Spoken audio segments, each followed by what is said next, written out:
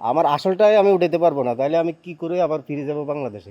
পাকিস্তানি আসে 2 লাখ টাকায়, ইন্ডিয়ানে আসে 1 লাখ টাকায়। আমরা আসতে হয়েছে 2023 সালে কলিংয়ে কত 6 লক্ষ টাকা করে। বলেন কি? আমাদেরকে এত কম বেশি? আমাদেরকে রুমের ভিতরে ভরে সাক্ষাৎকার নিল যে আপনারা বলেন আপনাদের 76,000 টাকা করে খরচ, অথচ আমাদের থেকে নিল আমি এটার বিরুদ্ধে 3,000 চেক করে আপনাকে আমাদের তো থেকে বলছি নিল স্যার, কত 6 লক্ষ আমি টাকা। বিরুদ্ধে।